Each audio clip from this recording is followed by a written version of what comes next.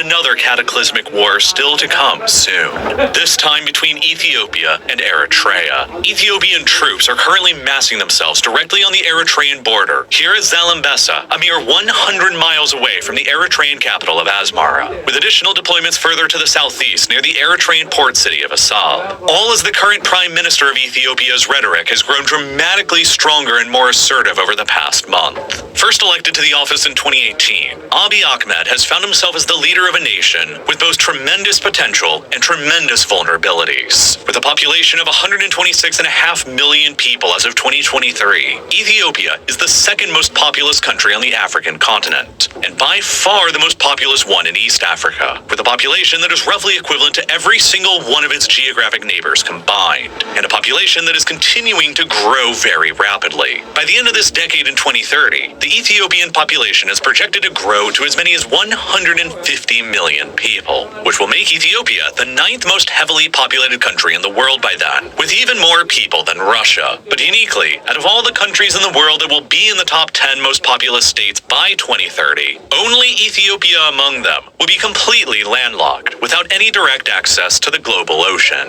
In fact, out of the top 33 largest countries in the world today by population, Ethiopia is the only one among them who is landlocked, which makes Ethiopia by far the world's most heavily populated landlocked country. The next most populous landlocked countries after Ethiopia are Uganda and Uzbekistan, and they only have a fraction of the same population that Ethiopia does. Obviously, this lack of direct access to the sea is a serious limitation on the ability for Ethiopia to conduct trade with the rest of the world, as all of Ethiopia's imports and exports must each flow through other countries that surround it first, who can leverage their geographic position over Ethiopia in the form of charging taxes, tolls, and fees on allowing that trade to pass through them. Right now, an overwhelming 95% of Ethiopia's entire trade volume, consisting of both imports and exports, flows exclusively through the deep water container port of Dorala, within the neighboring small coastal country of Djibouti, which is connected by an electric railroad that was only inaugurated in 2018, all the way to the Ethiopian capital of Addis Ababa, nearly 350 miles or 560 kilometers away. This rail route and port access in Djibouti is therefore Ethiopia's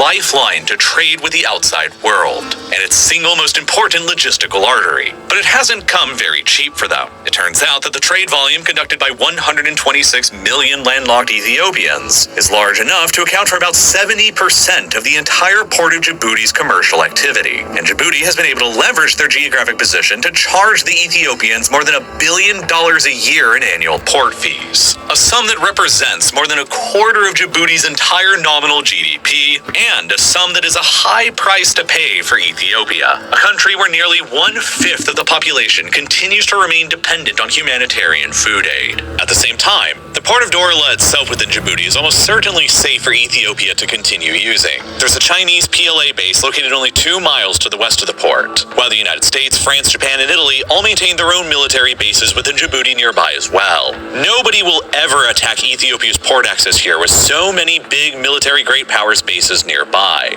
But that's not really what Ethiopia's fear is. The bigger fear is the vulnerability of the railroad that connects Ethiopia to the port. A railroad that various rebel forces operating within Ethiopia that might be receiving foreign support could attack and sever, which would, in a flash, isolate the Ethiopian government from access to the port of Dorala in Djibouti and block off 95% of the country's entire trade volume. And for that reason, Ethiopia would prefer to directly control their own ports to reduce this vulnerability. During a televised speech on the 13th of October 2023, Abiy Ahmed exclaimed with clear frustration that 150 million Ethiopians couldn't be expected to live within a geographic prison, cut off from the ocean and their most important trade routes. Adding on to his remarks that, quote, "Whether you'd like it or not, the prison will have to blast somewhere." During that same speech, he further warned by saying directly, quote, "We can see that only a narrow strip of land separates us from the Red Sea. It is crucial for the present leaders of Somalia, Djibouti, Eritrea, and Ethiopia to engage in discussions, not just for the present, but to ensure the lasting peace. If this is not going to happen, there will be no fairness and justice, and if there is no fairness and justice, it's only a matter of time.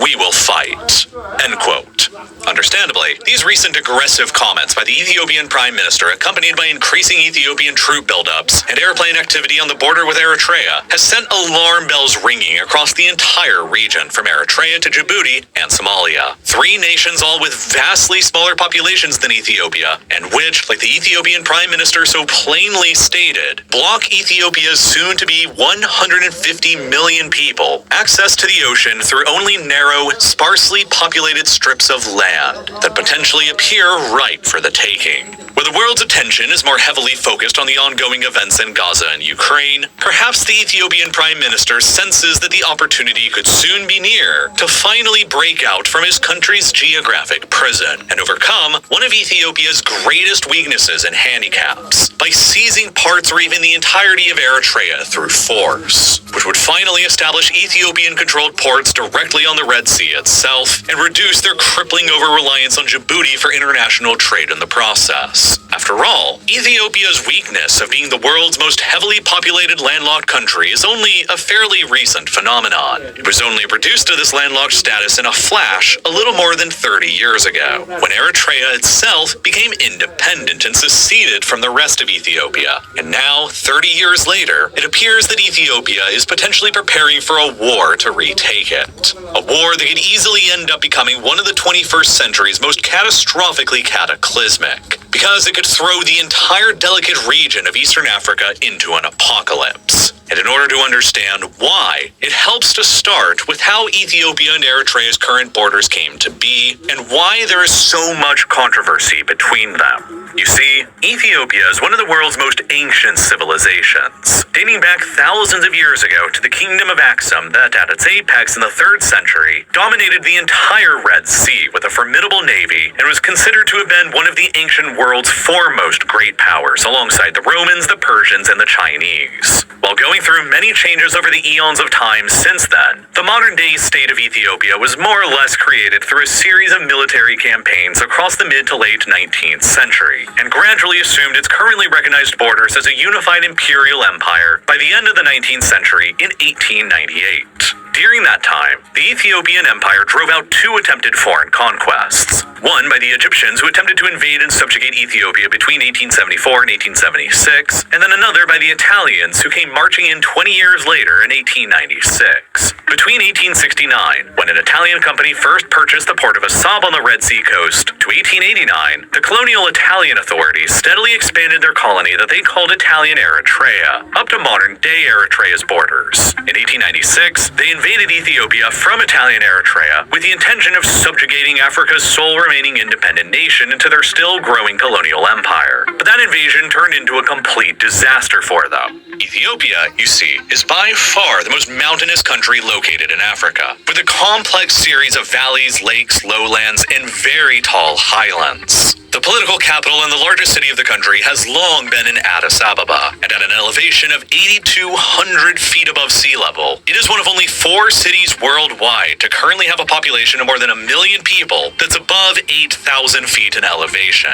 with the only other 3 all being found in South America, with Bogota, Colombia, Quito, Ecuador, and La Paz, Bolivia, further surrounded by a buffer of lowlands. Addis Ababa, and by extension the whole of Ethiopia, is essentially a mountainous fortress that has always been challenging for outside invaders to conquer and occupy, even technologically superior outsiders like the Italians in 1896. Their failure to conquer Ethiopia then secured the empire's continued existence based on Ethiopia's current borders for the next 40 years to come, a fact that cemented Ethiopia's fame as the only state in Africa that managed to successfully fight off all of European colonialism and retain their own independence. But ultimately, as an empire of its own independent creation, Ethiopia has always had similar problems as many other modern African states that were born from European colonialism nonetheless. All of the towering mountains, wide valleys, large lakes, and thundering rivers of the empire have long divided the country geographically and restricted easy travel from one part of it to another, which has encouraged the development of multiple different ethnic groups and languages over thousands of years of history that has made Ethiopia one of the most ethnically and linguistically diverse countries in the world today.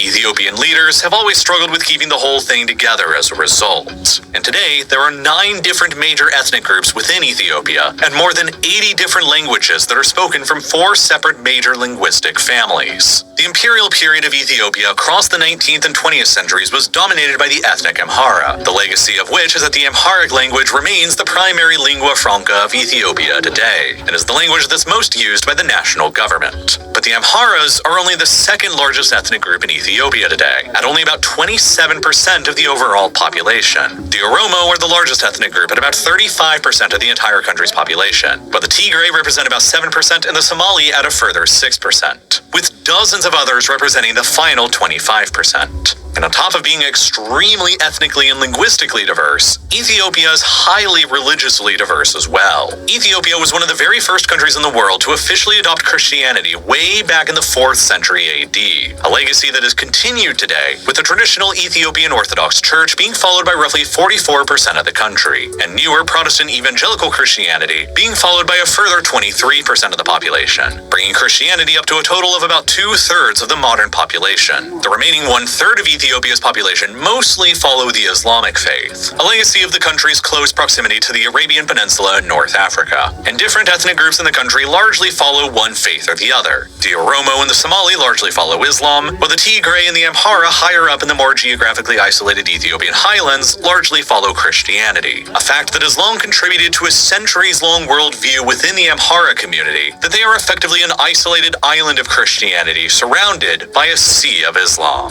In 1930, Haile Selassie, an Ethiopian Orthodox Christian Amhara, ascended to the imperial throne, and though his reign would be long, he was nonetheless destined to become Ethiopia's final emperor. 5 years after he took the throne in 1935, the Italians under Benito Mussolini and his fascist party decided to try their luck and invaded Ethiopia again, in their quest to expand the Italian Empire. And this time, their technological superiority was simply far too great to handle. The Ethiopians were still relying on foot messengers to transmit battlefield information, while the Italians were using radio, heavy artillery, and airplanes they used to drop bombs and chemical weapons like mustard gas. Without any outside intervention stopping the Italians, they overran Ethiopia this time in only a matter of months, which caused the emperor to flee to Britain in exile. In the aftermath in 1936, the fascist Italians administratively merged conquered Ethiopia with their pre-existing colonies in Eritrea and Somalia to form what they simply called Italian East Africa, but it wouldn't end up lasting for very long. In 1940, Italy decided to enter World War II on the side of Nazi Germany and declared war on Britain and France, which quickly led them to invading and conquering the nearby colony of British Somaliland in 1940 and adding it to the rest of Italian East Africa, before the British launched their own invasion into the area the following year in 1941 and brought Emperor Haile Selassie back with them. Italy, of course, ended up disastrously losing the Second World War, and all of their former colonies in East Africa, consisting of modern-day Ethiopia, Eritrea, and Somalia, all ended up under British military occupation. The British quickly restored Ethiopia's independence based on their current borders, with Haile Selassie reinstated as the emperor in 1944. But after 1945, there was a considerable amount of controversy over what exactly to do with the rest of Italy's former colonial possessions in Eritrea and Somalia. The British continued occupying both of them until 1950, when the former Italian Somalia became the UN Trust Territory of Somalia, placed back under Italian administration, which eventually became independent a decade later in 1960, and then merged with the former British Somaliland to become the United Republic of Somalia. Eritrea, however, turned out to be far more controversial. It had been an Italian colony for nearly 3/4 of a century before World War II, and expecting that the communists would soon emerge victorious in the post-war Italian elections, the Soviets initially argued that Eritrea should be simply returned back to Italy's control, or become a Soviet trustee instead. The Eritreans themselves themselves and most of the Arab world, meanwhile, who viewed the country as an extension of their own, argued for Eritrean self-determination and independence. While Haile Selassie, the restored emperor of Ethiopia, argued that Eritrea could never be self-sufficient on its own and insisted that it should be annexed into Ethiopia instead, which would also happen to ensure that Ethiopia would break out from its landlocked prison and control a direct coastline on the Red Sea. As an absolute monarchy, Haile Selassie's regime in Ethiopia was staunchly opposed to the spread of communism and to the Soviet Union,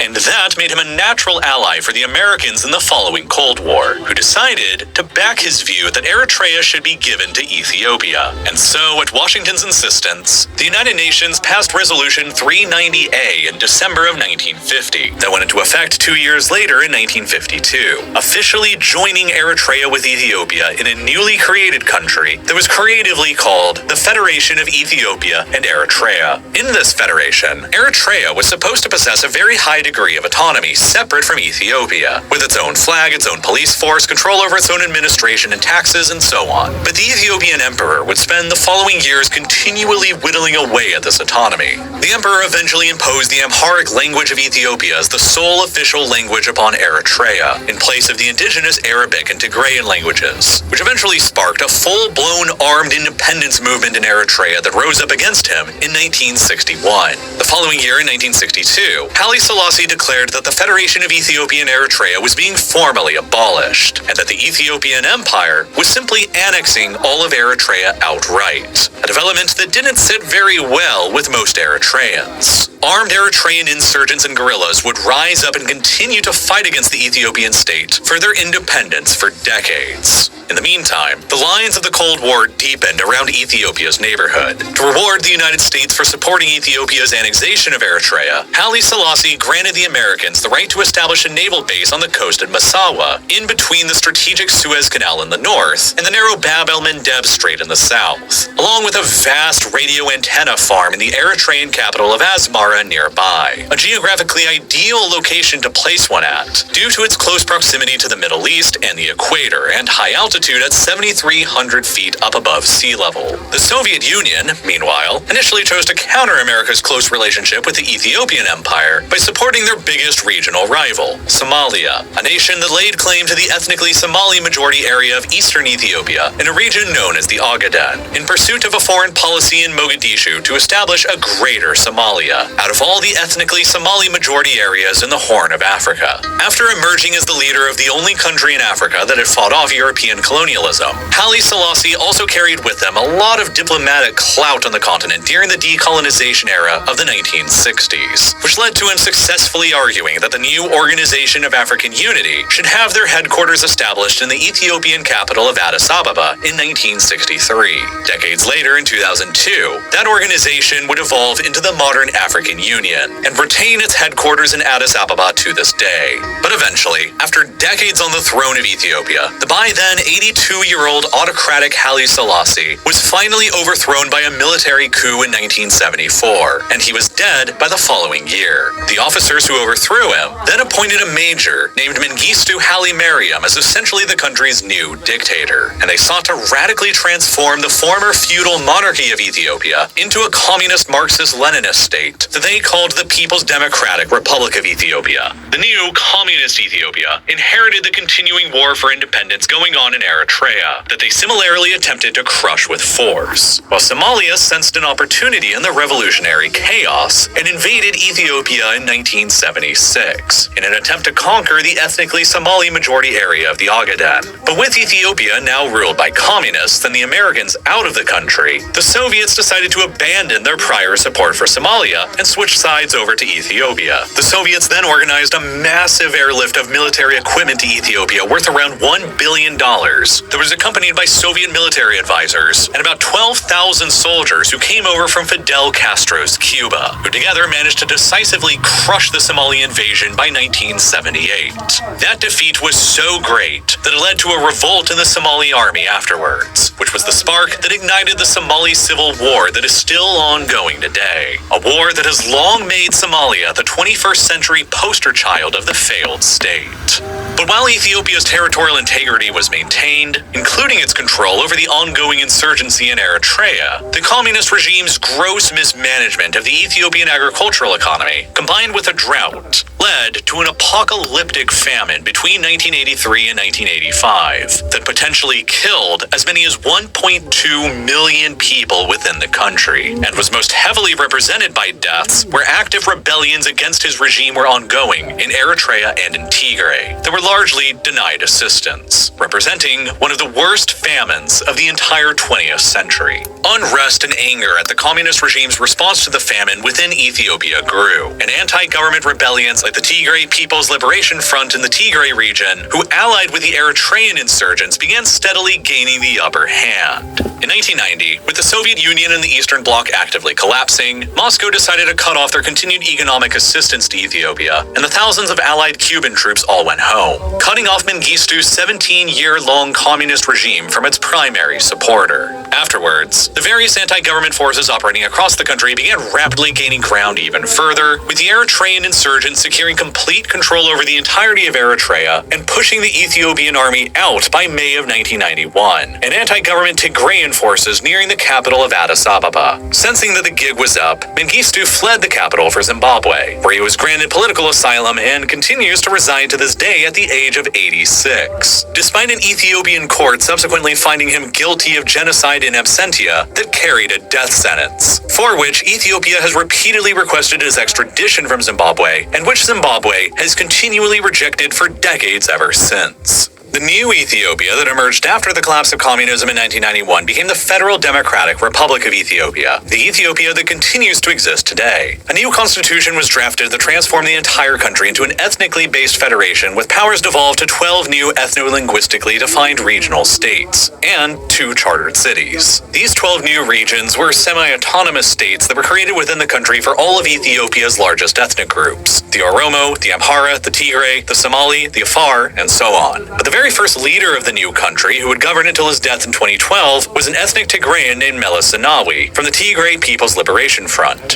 which caused a significant degree of angst within the ethnic Amhara community, who had been the ones used to running Ethiopia in all of its various forms for the past several centuries. Initially, Eritrea was the 13th region of this new Ethiopia created after 1991. But since the Tigrayans and the Eritreans had fought together as allies to overthrow the communists, and the Eritreans now controlled their entire territory, a referendum on Eritrean independence from Ethiopia was granted in April of 1993 that was overwhelmingly approved by Eritrean voters, which led to Eritrea being formally granted its independence by Addis Ababa the following month in May, resulting in the first time that Eritrea had been truly independent in well over a century. Immediately upon that independence in 1993, a man named Isaias Afwerki rose to the position of Eritrea's new presidency, a man who has continued to remain Eritrea's president ever since, right up until the current day, more than 30 years later. Isaias has ever since run what is often regarded as one of the most extreme totalitarian regimes in all of contemporary history in Eritrea. No elections have ever been held in the more than 30 years since Isaias came to power. There has never been a constitution, there's never been a published government budget, and there hasn't ever even been a legislature. Literally all political power and authority within Eritrea has been solely concentrated in the person of Isaias Afwerki ever since 1993. And so it is his word, and only his word, that is law in the country.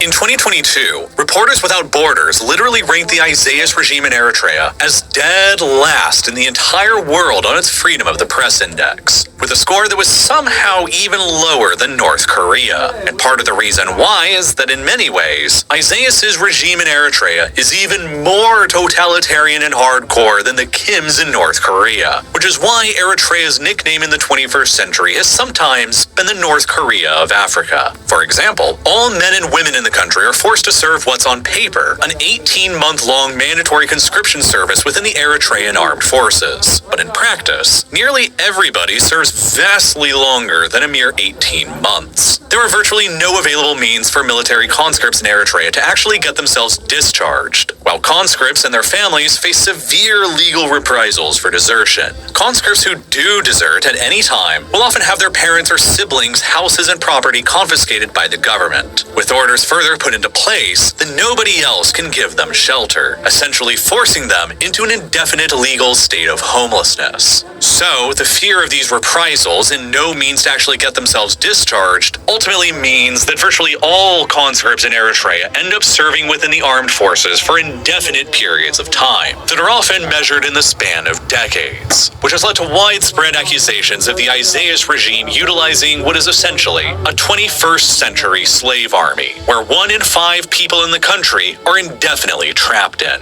And a big part of why the Isaias regime in Eritrea became this way was that almost immediately upon independence in 1993, his regime in Eritrea and the new government in Ethiopia didn't exactly trust each other very much. Between 1993 and 1998, relations began warm enough, and Eritrea continued granting Ethiopia the rights to continue using their ports in Massawa and Assab. Assab being the more critical of the two, as before Eritrea's independence, it accounted for around 70% of Ethiopia's entire trade volume. But at the same time, after Eritrea was granted independence, the new international border between Eritrea and Ethiopia was never properly demarcated. Both sides in the 1990s interpreted older colonial era treaties defining the border between Italian Eritrea and Imperial Ethiopia differently, which led to a series of disputed territories between them that both new countries claimed, the most important of which was the largest chunk of disputed land in the west around the town of Badme. In 1998, a series of military skirmishes between Ethiopia and Eritrea developed around Badme that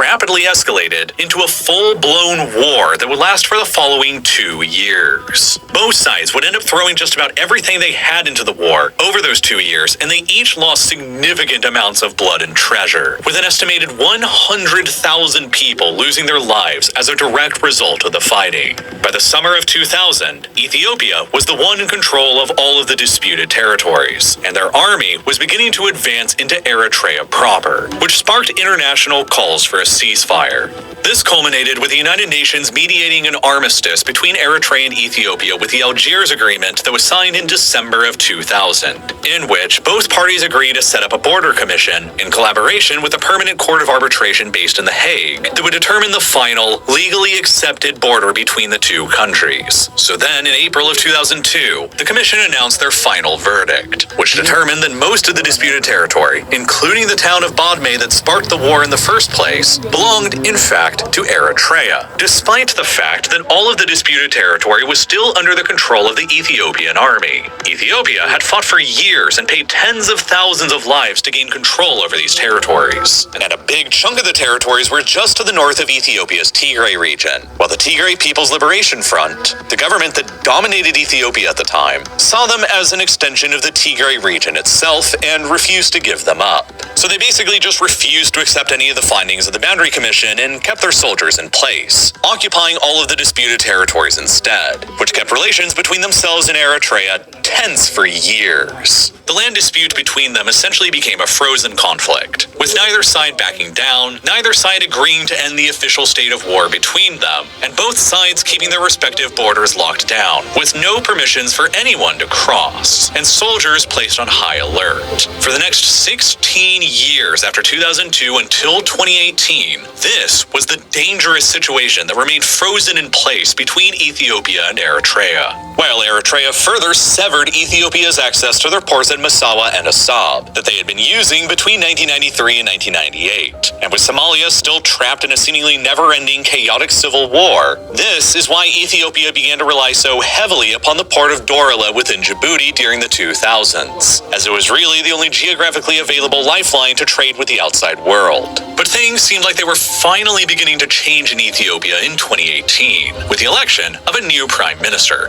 Abiy Ahmed. Abiy's father was an ethnic Oromo and his mother an ethnic Amhara, and so he represented the very first Oromo in Ethiopia's millennia-long history to manage to rise to the position of the country's leadership, despite the Oromo having long been the country's largest single ethnicity. Within only a matter of weeks of assuming the office, Abiy suddenly announced that Ethiopia would end up finally honoring the results of the 2000 2002 Border Commission that awarded most of the disputed territory with Eritrea to Eritrea. Abiy pulled the army out of all the territories that the commission had awarded to Eritrea 16 years previously, agreed on a transfer of all those territories to Eritrea, and a formal peace agreement finally ending the state of war between them that had been ongoing for the past 20 years, ever since 1998. Relations were fully restored and flights between them opened for the first time in decades. While Abiy expected that in exchange for finally settling the conflict, Eritrea would return Ethiopia's access to their ports at Assab and Massawa again, just like they used to have for decades previously back in the 1990s. And for all of these efforts at making peace with Eritrea in 2018, Abiy Ahmed was awarded the Nobel Peace Prize the following year in 2019,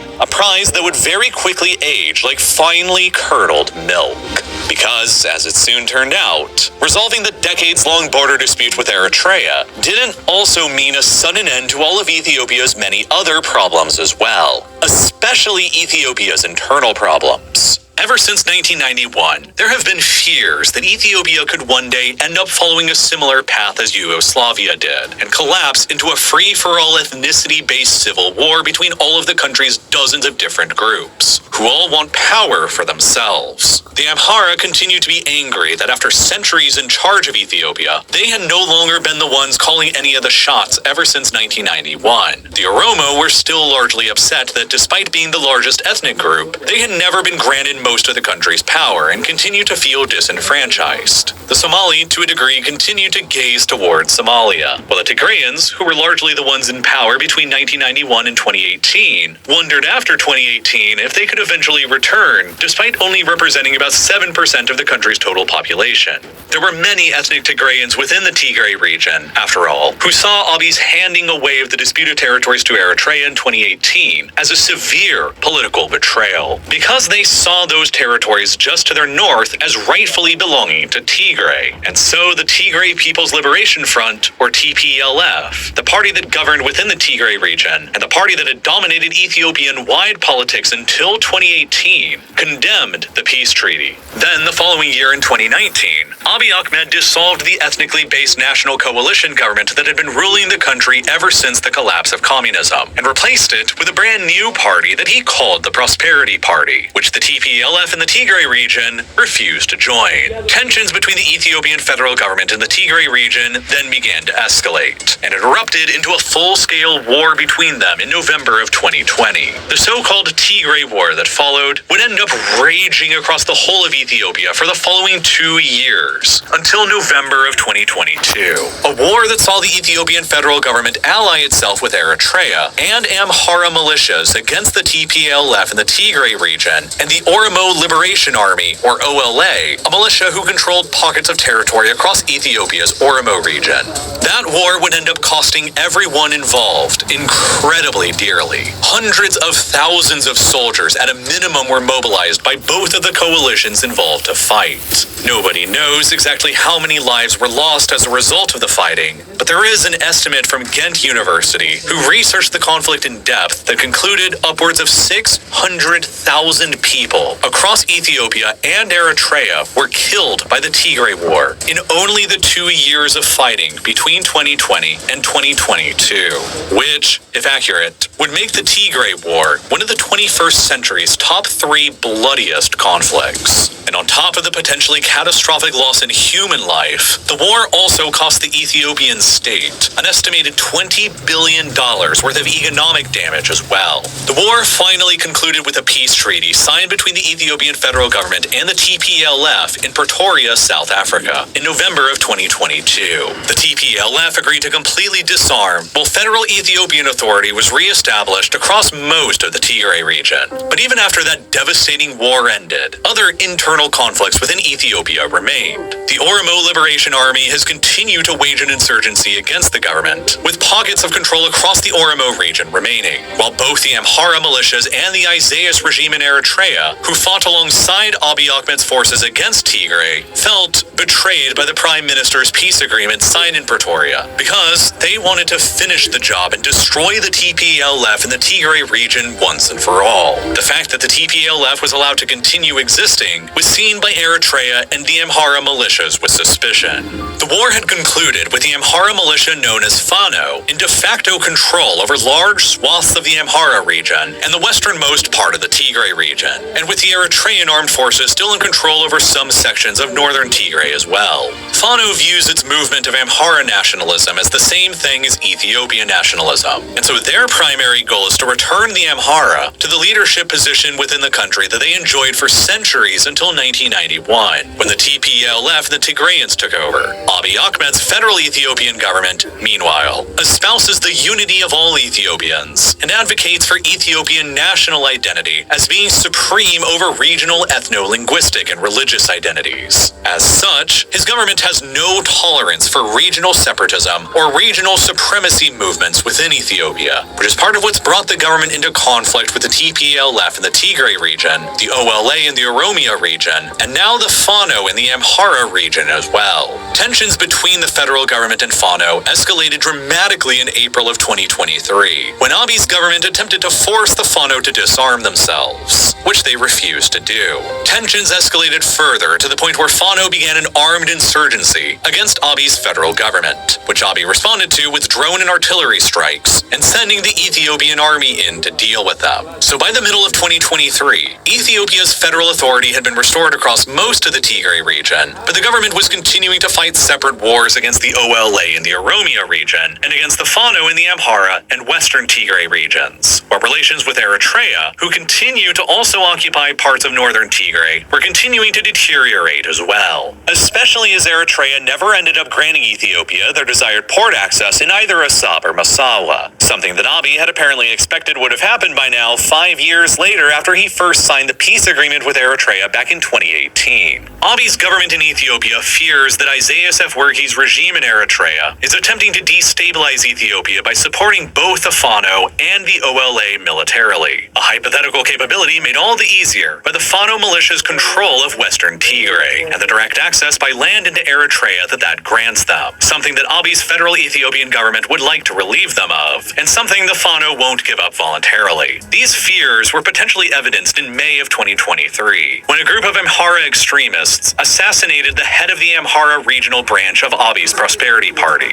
an assassination that the Ethiopian government claims received direct support from Eritrea. Abiy Ahmed publicly warned Eritrea from interfering in Ethiopia's internal affairs following that assassination, and behind closed doors, he reportedly warned Eritrean generals against supporting the Amharan militias that he is currently fighting against. And then, a few months later after all of this internal chaos, came Abiy Ahmed's increasingly bellicose rhetoric towards Ethiopia finally acquiring access to the sea as well. In October of 2023, he first suggested the neighboring coastal countries like Eritrea, Djibouti, and Somalia could exchange shares of their ports for equivalent shares in his own country's Grand Ethiopian Renaissance Dam, Ethiopia's greatest engineering megaproject and the largest hydroelectric dam on the African continent, that has cost more than $5 billion to construct and which will be capable of providing enormous amounts of energy for both Ethiopia and surrounding countries too once it's fully completed. But Djibouti, Eritrea, and Somalia have all so far rejected these offers, insisting that the sovereignty of their ports is not a subject that's open for negotiation. Perhaps to foreshadow the current crisis in Ethiopia's coastal ambitions, the Ethiopian Navy was disbanded back in 1996, only 3 years after the independence of Eritrea in 1993 left the country landlocked. But shortly after assuming power in 2018, Abiy Ahmed announced the restoration of the Ethiopian Navy as a branch of the country's armed forces in 2019.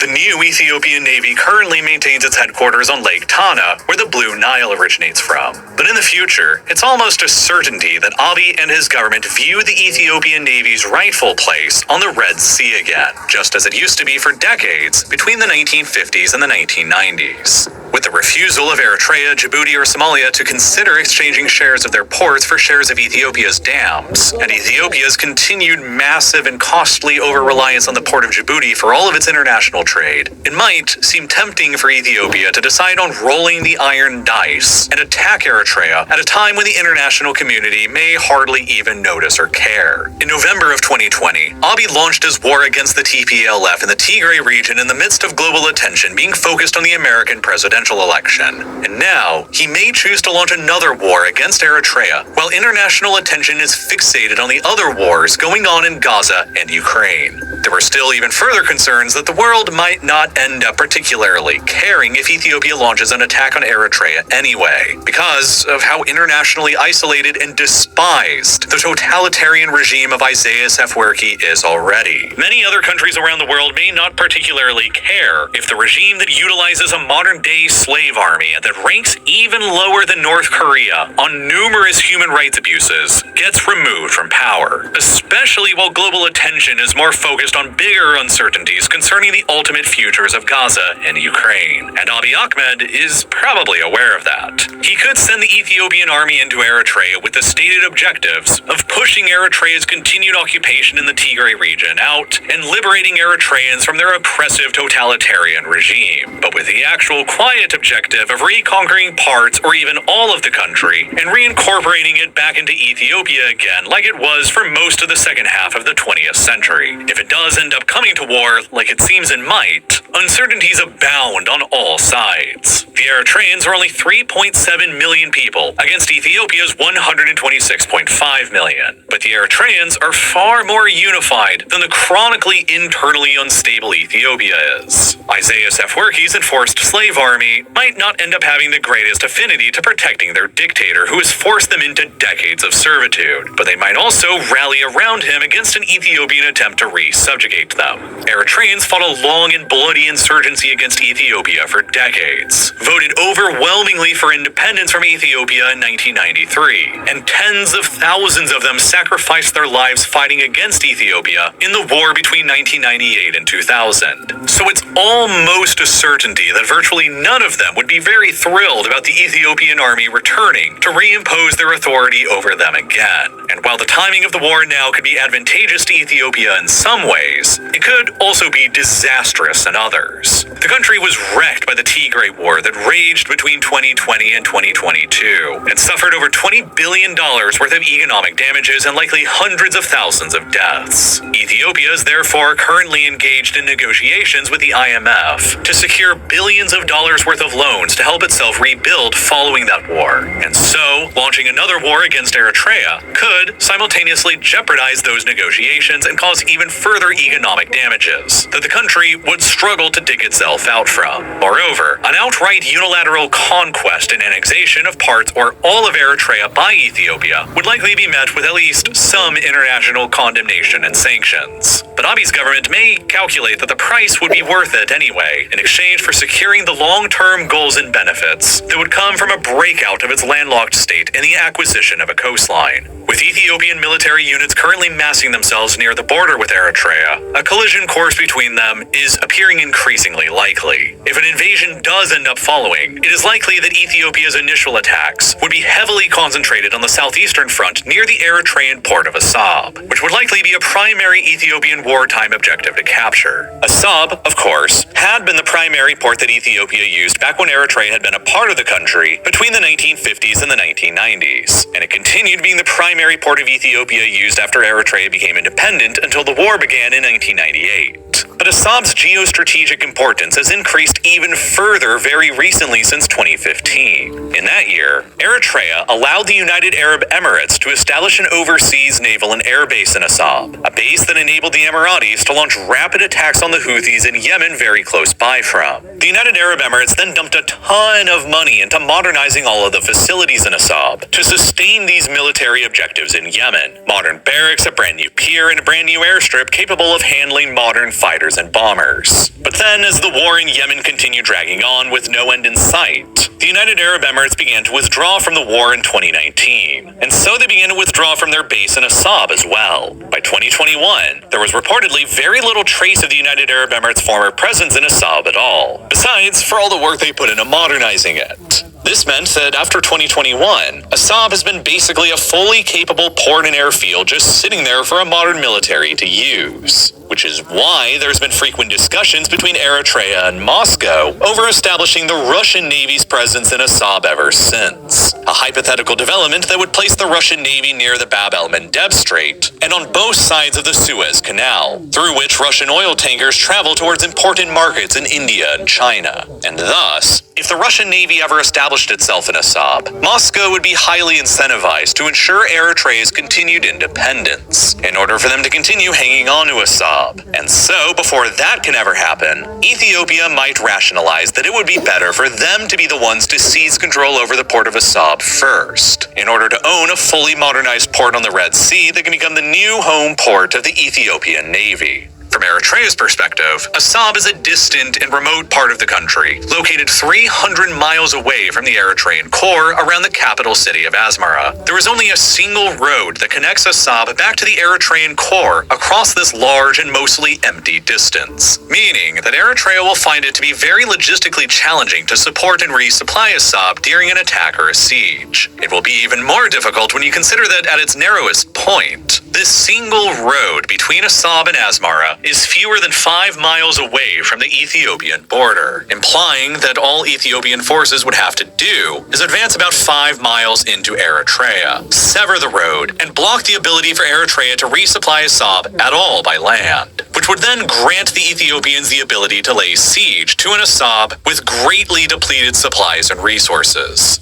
Abiy Ahmed's war aims may be limited to simply capturing Assab and finally establishing an Ethiopian-controlled port on the Red Sea, nearby to the strategic Bab el-Mandeb Strait, through which 9% of the world's oil supply is traded. But he might also decide to go further and expand Ethiopia's war aims to restore the entirety of Eritrea back beneath Ethiopian control again, establishing Ethiopian control over a very long coastline with the Red Sea in the process, just like the Ethiopian Emperor Haile Selassie managed to do diplomatically back in 1952. There were already historical arguments and claims being made by several figures within the Ethiopian government that Ethiopia's natural borders are the Red Sea, with maps being shown during recent Ethiopian televised addresses dating back to the ancient kingdom of Aksum and to Haile Selassie's empire in the communist era during the 20th century, when Eritrea was fully controlled from Addis Ababa. Abiy Ahmed himself is ultimately a leader who believes in a glorious future for Ethiopia, and he has repeatedly stressed recently that Ethiopia's future greatness or failure will be determined by whether or not the nation can acquire access to ports and its own international trade or not. For long periods of its history in the past, Ethiopia has indeed controlled significant amounts of coastline and maintained a powerful navy that has at times dominated the trade routes of the Red Sea. But the way that many Ethiopian nationalists view things currently is that Ethiopia's rightful access to this sea was stolen by Italian colonialists in the 19th century, with their establishment of Italian Eritrea. It was then given back to Ethiopia by the United Nations in 1952, and then lost again with the stroke of a pen in 1993, when Eritrea was granted its independence by the TPLF, or the Tigrayans, the party who came to govern Ethiopia following the collapse of communism, and a party that Abiy Ahmed and other Ethiopian nationalists have since come to blame for allowing Eritrea to ever become independent, something that they view as only a recent historic mistake that deserves to be fixed in a similar way that Vladimir Putin viewed the sudden loss of Crimea in 1991, with the collapse of the Soviet Union, as a historic error that they needed to fix by 2014. Sooner or later, Abiy Ahmed's warnings and threats may end up coming true.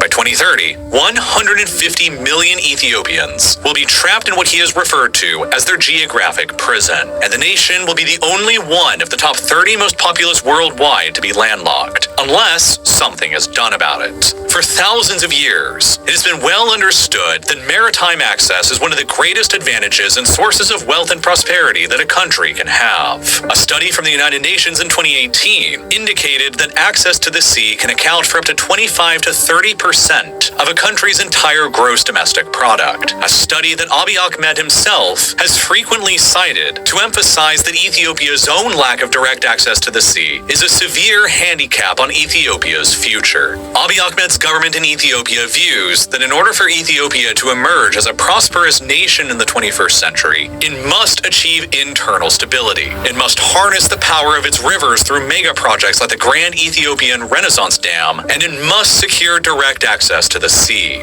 even if it comes at the expense of the territorial integrity or even the independence of Eritrea. As Abiy Ahmed himself stated during that speech in October of 2023, 150 million Ethiopians will not be expected to live trapped within their geographic prison forever. And sooner or later, the prison will blast out somewhere to regain their lost access to the sea again. Expect that they will do so shortly, and be prepared to see a war erupt over this issue in the not too distant future.